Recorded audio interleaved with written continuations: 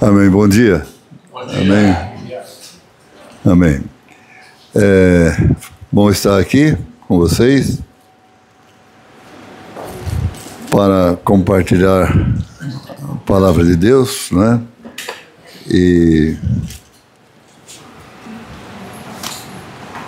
tá desligado? E então, agora sim. Vamos abrir então no texto de Lucas, capítulo 22, um texto que eu e Chico compartilhamos uma manhã dessa, né? E desse compartilhar surgiu algumas revelações, né? Capítulo 22, versículos 31 até o 34, tá? 21, capítulo 22, versículos 31 a 34.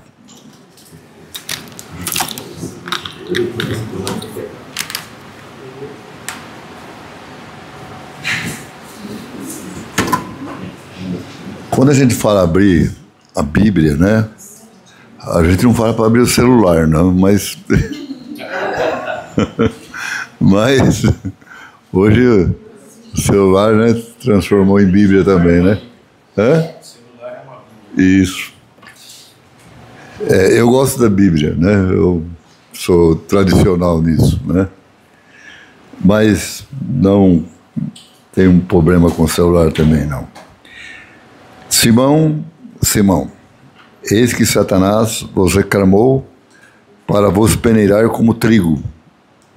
Eu, porém, roguei por ti, para que tua fé não desfaleça. Tu, porém, quando se converteres, fortalece seus irmãos. Ele, porém, respondeu: Senhor, estou contigo, estou pronto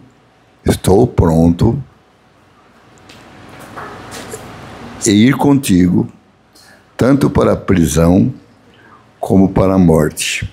Mas Jesus lhe disse: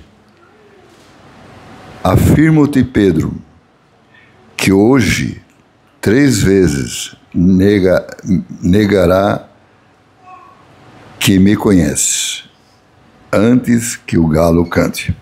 Amém? Então, se você perceber assim, né, que sua vida não vai bem, não é? E não espere o galo cantar, não, tá? Não espere o galo cantar, porque o diabo entrou em cena aí para peneirar você, né? Como ele pediu a Jesus, né?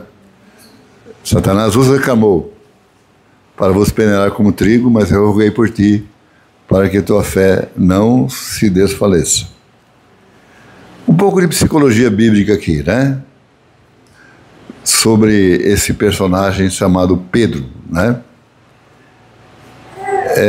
E nesse texto, a minha tese é: como que Satanás pode ajudar no discipulado?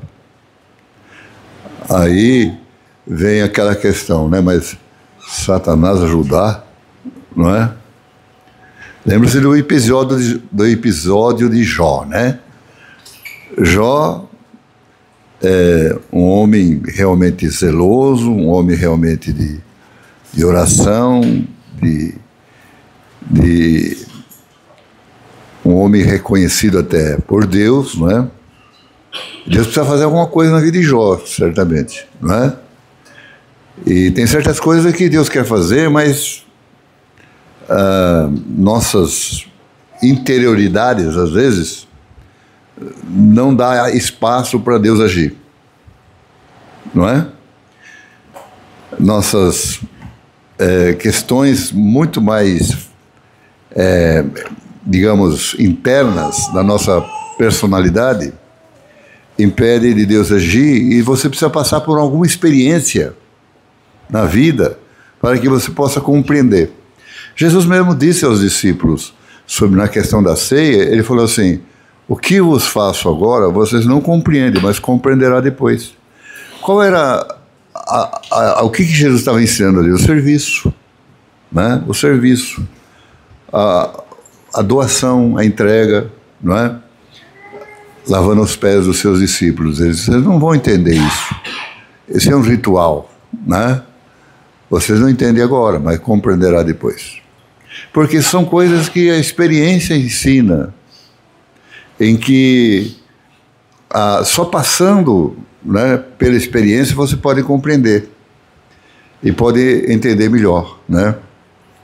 E assim Deus trata conosco na nossa vida e nos problemas da vida, né?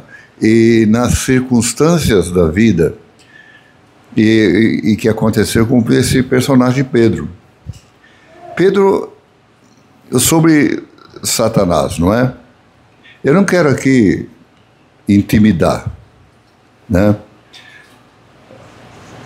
ao falar de Satanás, mas como que nós podemos ser vitoriosos? Essa é a antítese, né? Como que nós podemos ser vitoriosos sobre Satanás? Porque a gente percebe aqui que Pedro tinha fé, ele tinha fé. Roguei por ti para que a tua fé não se desfaleça. Então, Pedro tinha fé. Mas como que a sua fé seria provada e ele ia vencer? Porque Jesus prometeu a ele, diz assim: quando se converteres, e essa conversão não é conversão no sentido de salvação, mas conversão no sentido de libertação e de crescimento espiritual, né? Quando te converteres, fortalece teus irmãos. Então Jesus fez uma, vamos dizer assim, uma ameaça, não ameaça para bem dito, mas uma informação: olha, Pedro, Satanás os reclamou. Mas Jesus não repreendeu Satanás. Jesus não falou assim: não, eu disse a ele que ele não pode tocar em você, que ele não pode fazer isso. Jesus disse assim: eu roguei por ti, para que a tua fé não desfaleça. Amém? Então Jesus permitiu que Pedro fosse mais adiante na sua impulsividade, para ele compreender como ela era negativa, como ela era presunçosa, como ela era arrogante, como ela era, digamos assim, fruto da personalidade dele. Mas Pedro também era um líder, não é? Pedro também era um líder. Jesus queria fortalecer a liderança de Pedro, mas tratar com a sua impulsividade, tratar com aquela coisa que faz com que você seja presunçoso, arrogante, como ele falou: não, eu estou pronto já, eu vou contigo, né? Eu vou contigo até para a morte, para a prisão e para a morte. Ele se julgava realmente capaz de enfrentar situações adversas. A gente lembra que ele cortou a orelha de Malco, não é? Imagine se Jesus não restaura a orelha de Malco, o que ia acontecer ali, não é? Ele sacoalhou Jesus, né? Quando Jesus falou assim, né, que ele ia para Jerusalém, ia ser perseguido ali, não te permita que isso aconteça. Era uma coisa assim, ele tinha assim umas atitudes assim de alguém que tinha certa iniciativa e liderança, mas também ele era impulsivo, né? Era insensato na sua impulsividade, né? Por isso que eu falei um pouco de psicologia cristã, né? Ele era insensato na sua forma de agir. Não agia com um senso próprio da sua real experiência com Deus, né? Lembra também que foi Pedro que recebeu a revelação de que Jesus era o Filho de Deus, né? Antes dele sacoalhar Jesus, né? Porque o texto no original traduz a ideia de que ele foi incisivo com Jesus, né? Foi ele que ali recebeu a revelação também. E então foi no dia de Pentecostes, foi ele que levantou com os 11 para proclamar o Evangelho. Então Pedro realmente tinha uma liderança muito assertiva, né? Bastante assertiva. Essa liderança é positiva. Esse caráter, por exemplo, de liderança que ele tinha era positivo, que tratava-se de um recurso da personalidade dele, mas a impulsividade dele atrapalhava isso. E Jesus queria tratar dele, queria discipular ele nesse sentido, né? Às vezes o discipulado vem através da informação, através da palavra, através da orientação, através do pastoreamento, através do cuidado, mas também o discipulado tem que dar espaço à experiência de cada um com suas adversidades. Entende?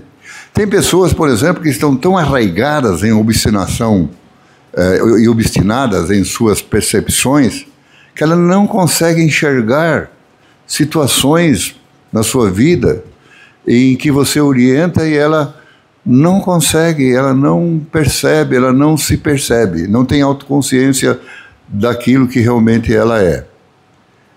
Esse é um assunto de Pedro, né? Essa é uma característica de Pedro, a impulsividade.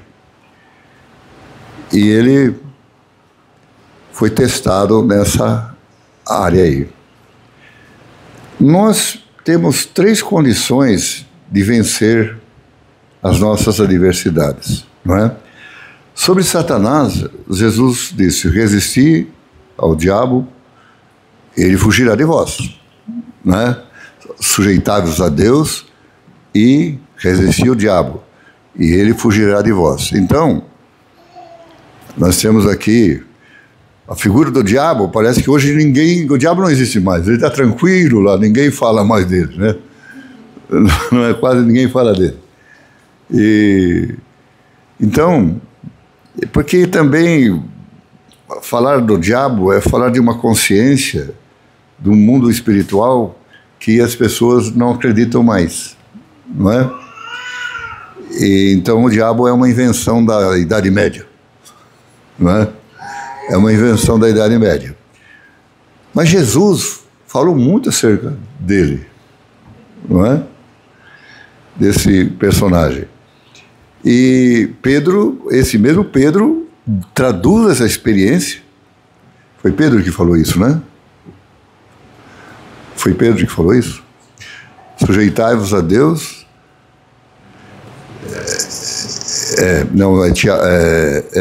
Realmente. Sujeitai-vos a Deus, resistir ao diabo e ele fugirá de vós. É Tiago que disse isso. Tiago capítulo 4, versículo 7, tá? Tiago diz isso. Então, sujeição a Deus. Nós vivemos num mundo onde a malignidade está aí imperando. Nós não temos só os problemas naturais de uma situação caótica. Nós temos um personagem que está por detrás de tudo isso. Se Deus liberasse Satanás para fazer tudo o que ele quer, ele acabaria com isso aqui rapidamente. Não é? Por quê? Você sabe o poder que tem um anjo, um arcanjo, né? De destruição e de calamidade das coisas, né? Então, Deus, o Evangelho é um modo de segurar essa atuação do inimigo. Então, toda vez que nós nos sujeitamos a Deus e resistimos ao diabo, ele fugirá de nós, não é? Mas também temos o mundo, né? O mundo e suas paixões. 1 João, capítulo 5, versículo 4 e 5, que diz assim que a fé que vence o mundo é crer que Jesus é o Filho de Deus, não é? Ou seja, não é esse crer, né? Interessante que no livro de João não há ênfase à fé, a ênfase está no crer, no livro de João, né? No Evangelho de João. Quem crê tem a vida eterna. Mas esse crer é seguir. Esse crer não é só uma atitude mental digamos, de assentimento a uma verdade. É uma atitude que corresponde à sua fé e ao seu comprometimento com Jesus como Filho de Deus. E você o segue na vida. Essa é a maneira de sujeitar-se a Deus. Amém? Seguir Jesus. Para vencer o mundo e as atrações e as paixões que o mundo está nos conduzindo. Eu acho que é mais difícil vencer o mundo do que Satanás, pelo jeito, né? Porque quantas coisas o mundo nos oferece, não é? Se a gente for elaborar aqui um ensino sobre o mundo, né, e as suas paixões, quantas atrações que eles nos oferecem, não é? Mas eu creio que o inimigo maior nosso é a carne. No caso de Pedro, a impulsividade como fruto da carne, como obra da carne. Certo? Ele era impulsivo. Essa impulsividade que, digamos assim, pode parecer coragem, mas é um ato de imprudência, não é? Ou de autossuficiência, né? De autossuficiência. Como é que a gente vence a carne? A Bíblia fala: andai no Espírito, Gálatas 5,19. E jamais satisfarei a concupiscência da carne. Com a concupiscência da carne, inclinação natural que você tem para o pecado. A única condição é andar no Espírito. Então veja a trindade toda aqui, né? O Pai, o Filho e o Espírito Santo, né? Sobre Pedro, então, aqui eu estou dando aqui que é possível vencer Satanás, o mundo e a carne, não é? Sujeitando-se a Deus, seguindo Jesus e andando no Espírito. Amém? Então é possível. Sobre Pedro, então, ele era impossível, mas também ele era um líder. A gente falou de alguns textos aqui, né? Ele era impulsivo, nós vemos isso em Lucas 22:33, quando ele afirma que estava pronto de ir com Jesus, tanto para a prisão como para a morte. Não é? Mas quando a coisa aperta, aí que a gente vai ver se realmente nós estamos prontos, né? Mas ele também era um líder, como nós vemos em Atos 2,14, onde ele se levanta com os demais apóstolos e anuncia Jesus, o Messias, o Cristo, o Filho de Deus, e prega o Evangelho ali. Quase 3 mil pessoas se convertem. Amém? Então, Jesus, no final, nós vamos falar sobre João 21 também, né? Para ver como que Pedro evoluiu, né? Como que Pedro foi trabalhado por Deus a ponto de que Jesus confiou a ele o pastoreamento das ovelhas, não é? Num sentido muito especial, porque ele seria, entre os apóstolos, ele seria realmente um líder, não é? E ele fortaleceu esses apóstolos também, esses irmãos na fé, não é?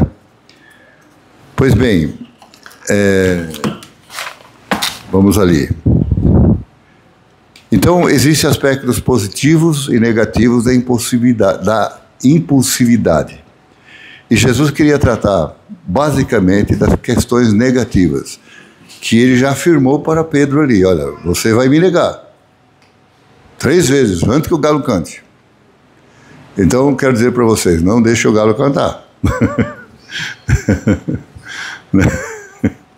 Então, como que isso poderia ocorrer? Primeiro, Satanás vos reclamou. Interessante, né? Satanás pediu Pedro para tentar ele, para provar ele. E essa é uma atividade satânica, né, de ver falhas em nosso caráter e questioná-las diante de Deus. É uma atividade do acusador, né? Olha só, né? Tal pessoa tem essas falhas, tem esses defeitos. Como que fica? Não é? Então é uma atividade satânica, enquanto que a atividade de Jesus é interceder por nós, junto ao Pai, a atividade satânica é de promotor público, de condenação, né? De propor denúncia. De propor denúncia, sem nenhum aspecto político aqui, tá? A denúncia é que existem indícios, né? E existindo indício, faz a denúncia, e aí o juízo vai aceitar ou não, e aí entra o processo. Então, certamente, Pedro estava sob essa situação em que a sua impulsividade era percebida e talvez até criticada dentro dos limites apostólicos, né? Porque nós temos essa natureza, né, Pedro é uma excelente pessoa, né, um líder nato, mas é muito impossível, né? Ele acha que ele é o bom, né? E certamente que essa reclamação de Satanás não era uma reclamação só individual, assim, no sentido de que ele chegou para Jesus e falou: Jesus, né, quero tentar Pedro, né?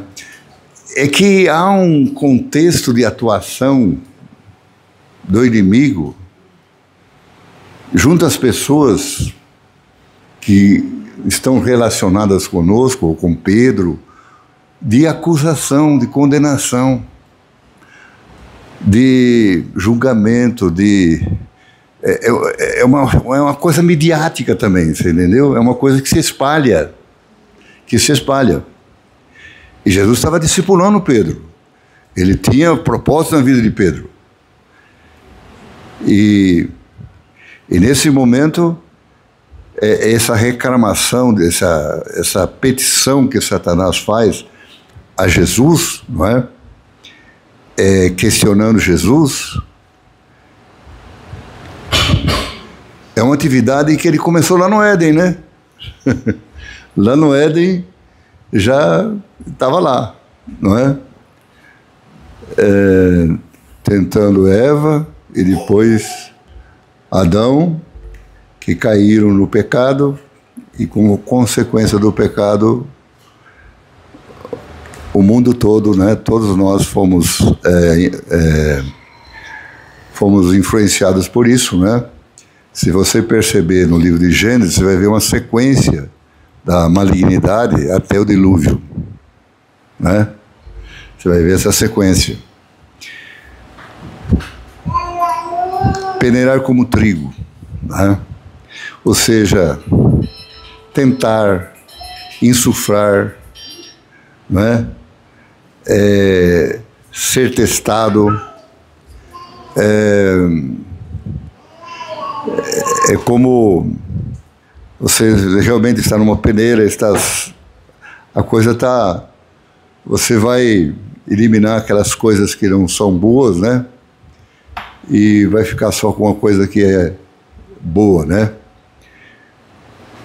Pedro iria ter uma experiência tremenda ali, com essa situação que envolveu ele. Mas Jesus falou assim: olha, eu roguei por ti, para que a sua fé não se desfaleça.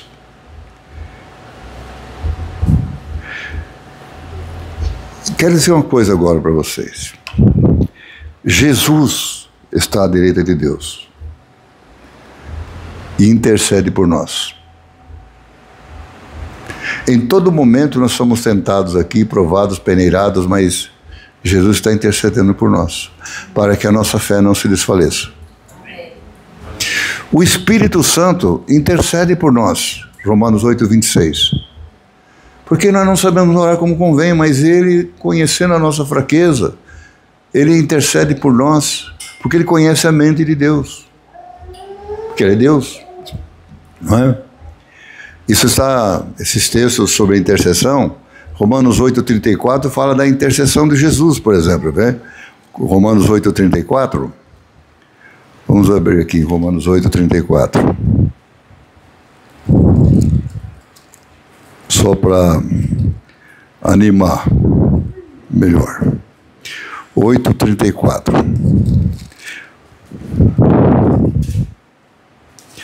Romanos, estou em Atos aqui. Espera aqui. Tenha paciência aí de eu procurar aqui. Romanos 8.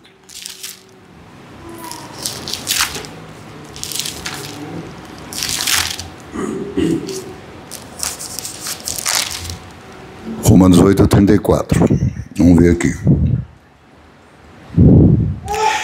Quem os condenará? É Cristo que morreu, ou antes quem ressuscitou, o qual está à direita de Deus e também intercede por nós. Já pensaram se Jesus não estivesse intercedendo por nós e o diabo querendo peneirar a gente, não é? E Jesus rogando para que a nossa fé não se desfaleça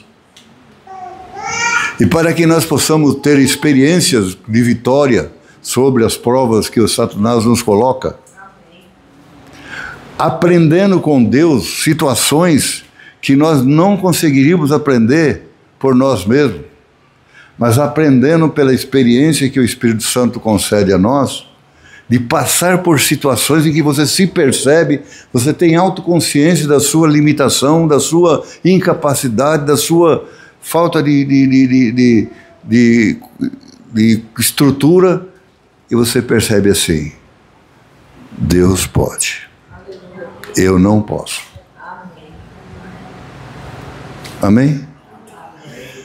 Eu tive uma experiência lá nos primórdios da minha fé, né? Era uma tentação, era uma peneira, né? Era uma peneira. E na minha mente, eu já tinha caído. Na minha mente, eu me senti derrotado. Me senti derrotado. Eu tinha que passar por aquela experiência. Aí, quando eu cheguei no portão da minha casa, eu senti assim que eu fui envolvido por uma áurea, assim, algo assim, de uma paz muito grande, interna, no coração, que eu nunca tinha sentido, e eu era novo na fé. Eu podia desfalecer na minha fé. E aí eu ouvi uma voz interna, querendo santificar-se na carne, ou seja, na sua própria condição. Aí eu falei: Senhor, perdão. Essa autoconsciência de que eu não era suficiente me deu a libertação e a suficiência de Deus. Amém? Amém? Então, eu posso falar isso por experiência própria mesmo, né? Não só nessa experiência, mas em outras. E acho que vocês também, não é? Que Jesus está à direita de Deus. Jesus não está parado no trono lá assim, ó, vamos ver o que acontece lá embaixo. Não, Jesus não está assim. O Espírito Santo está aqui. Né? Jesus está na direita de Deus, no trono de Deus. O Filho do Homem está lá. Ele continua a sua obra agora de intercessão até que o diabo seja colocado debaixo dos nossos pés. Amém? Então, a vitória já foi conquistada, porque esse Jesus, que nós lemos em Romanos 8:34, morreu, ressuscitou e está à direita de Deus e venceu. Amém? Existe um homem no trono. Um homem no trono.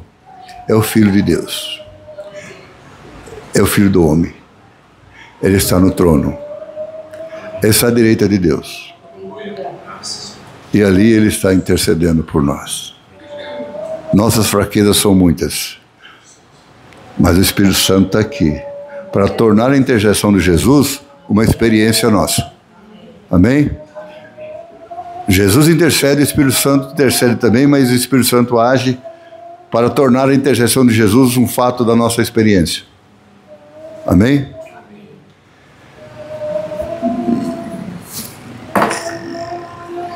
Então, veja bem, no meio pentecostal, né, muitas vezes nós vemos assim uma tentativa de vitória, aonde Deus age e a gente não responde, né? Entendeu? O sangue de Jesus tem poder, tem, mas ele tem poder nos relacionamentos de comunhão entre nós. Amém? Lá está claro, lá no Evangelho, na primeira carta de João, né? Capítulo 1, versículo 7. Não é? Que é na comunhão dos santos é que o sangue tem poder. O sangue não tem poder assim, mágico, fora da vida cristã. Então, o que nós convidamos, o que a gente convida no discipulado, é que a gente tem que viver a vida cristã num contexto de relacionamento com Jesus e uns com os outros. Amém? Então, essa é a nossa vitória. Aí o sangue de Jesus tem poder. E então, percebem bem, estamos num ambiente aqui de guerra aqui. Nós somos fragilizados pelo pecado e suas consequências. Mas cremos em Jesus. Fomos batizados na sua morte e unidos com Ele na sua ressurreição. Recebemos o Espírito Santo para que andemos em novidade de vida. Amém? E aí é essa obra que Jesus está intercedendo de santificação da igreja, de operacionalidade na igreja, para que nós sejamos reconhecidos realmente como Ele é, quando Ele voltar. Amém? Amém. Sejamos, porque fomos criados à imagem e semelhança de Deus, não é?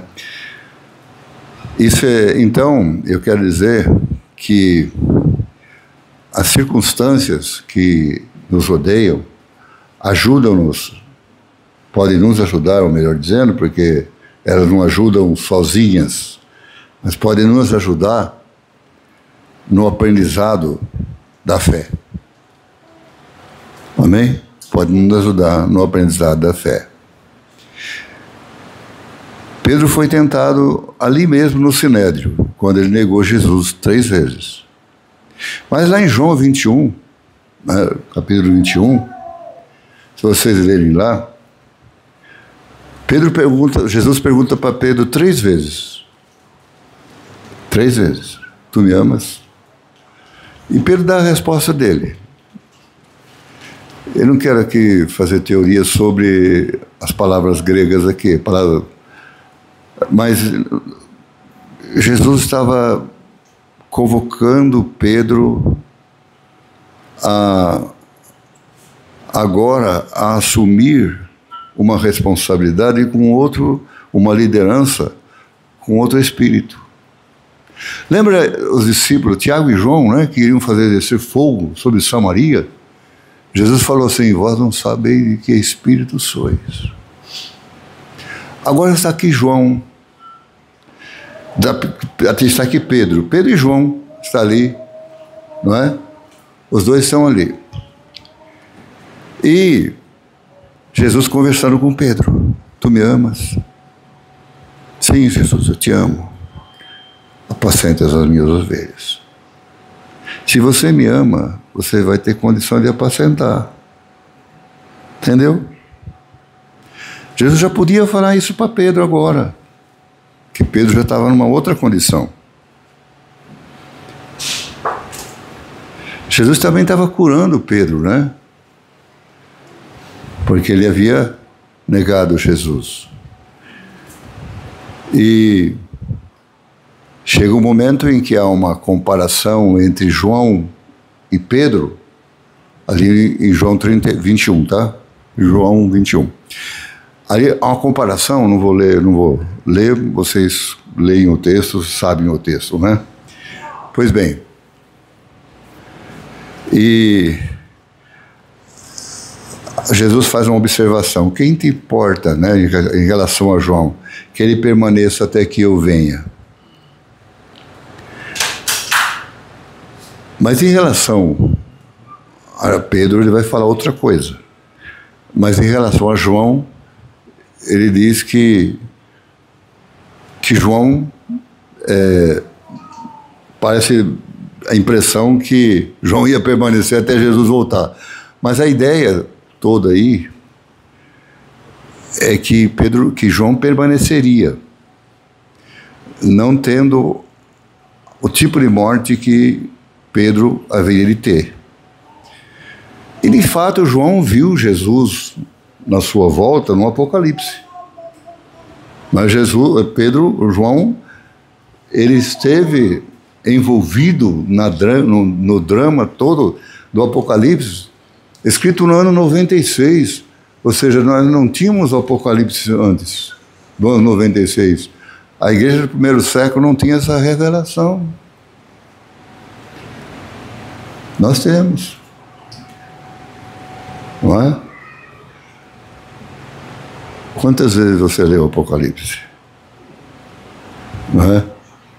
Eu leio e releio, leio e releio. Não é? As 7 igrejas, não é? Primeiro, o trono de Deus, né? Os 7 selos, as 7 taças, as 7 trombetas, as 7 taças, não é? Juízo de Deus sobre a humanidade, perseguição da igreja, volta de Jesus, Nova Jerusalém, né? Um lugar e uma cidade, e um povo, não é? Todas as nações estão ali representadas. A vitória final do Evangelho, o Evangelho eterno, que Deus tinha para anunciar. Agora Pedro estava ali e Jesus fala assim, que quando ele era mais novo, outro fingia ele. Não é? Ele ia por onde ele queria, fazia o que ele queria. Ou seja, ele agia de acordo com a sua impulsividade. Mas quando ele for mais velho, outro fingiria. Pedro tinha 24 anos, alguns dizem 21, ele era casado, né? Os discípulos todos tinham 15 anos, 16 anos, tudo jovem, molecada. Que viraram o mundo de ponta cabeça, né? Pois bem, isso significando o tipo de morte que ele haveria de morrer. Martírio. martírio. Por causa de Jesus e das ovelhas. Amém? Amém. Esse Pedro chegou nessa condição que Jesus fala a respeito dele. Outro te exigirá e te levará para um lugar que não queres ir. Isso significando o tipo de morte com que ele havia de morrer. E vocês sabem que no ano 64, 62, por aí, agora eu não me lembro bem, ele foi martirizado em Roma. Por causa do Evangelho. Amém? Amém.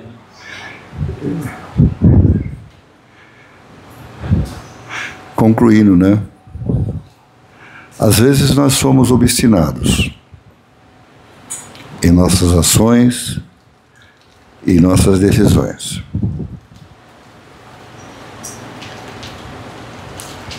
E às vezes nós não compreendemos as razões da nossa obstinação.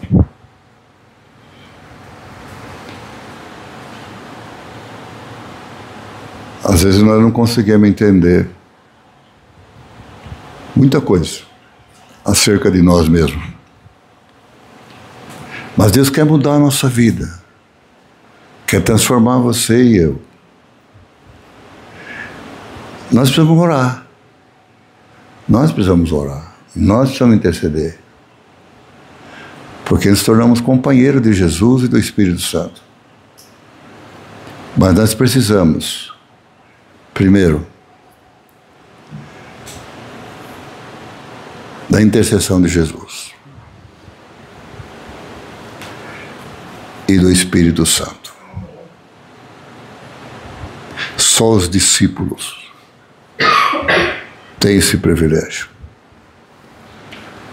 Muitas pessoas não têm esse privilégio porque seu coração obstinado não permite mais acesso de Deus na vida dela.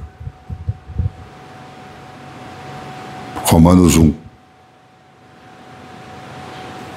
Não permite mais acesso de Deus. Sua consciência fica cauterizada pelo erro. Quanto mais você pratica o pecado, mais o pecado se normaliza no seu cérebro, na sua concepção, na sua estrutura psíquica. E você não consegue mais desnormalizar. Porque espiritualmente você está comprometido com aquilo. Então Deus deixa você entregue aos seus próprios devaneios. E a fazer o que você quer. E o diabo também gosta e deixa. Amém? Como discípulos, estejamos sempre atentos às situações que nos levam ao afastamento de Deus. Não cheguemos ao abismo. Antes dele, pare. Porque se cair no abismo, já foi.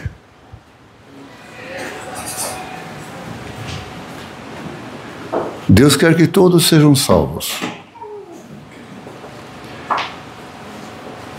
Vamos ficar com essa afirmação de Tito, né? Que a graça de Deus se manifestou salvadora a todos os homens. Amém.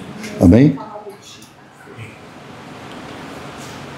Então todos podem ser salvos, em tese. Mas o que acontece é que muitos se entregam totalmente ao pecado e à sua devassidão, de tal maneira que ele não consegue mais retornar, ele não encontra mais espaço para arrependimento. Embora com lágrimas possam procurar às vezes. Eu vi um senhor, ele é como chamam essas pessoas que estudam as letras? Não, é semiótica. É semiótica, né? estuda significado das palavras, formado em semiótica. E um dia ele veio dar uma palavra para nós, os menonitas, né, no encontro, sobre a modernidade e pós-modernidade. E ele tinha uma concepção bem conservadora, mas ele era, assim, alguém que ele dizia assim, que nós não devemos dar ouvido à pós-modernidade. Ele falava num sentido técnico da semiótica, né? Das significações. E ele falou assim: eu gostaria de fazer parte de vocês, de estar junto com vocês, mas não consigo mais. Ele admitiu para ele mesmo que ele não conseguia crer no Evangelho como nós cremos. Pode ser que Deus possa mexer com a cabeça dele, né? Mexer com o coração dele. Mas ele disse isso, né? Ele disse isso. Então, nós temos que tomar cuidado para que a intercessão de Jesus e do Espírito Santo continue vigorando em nosso favor, para que a nossa fé não se desfaleça. Amém? Que Deus possa nos abençoar. Amém?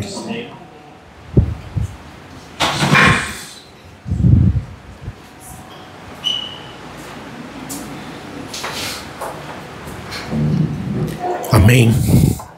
Grupo de louvor.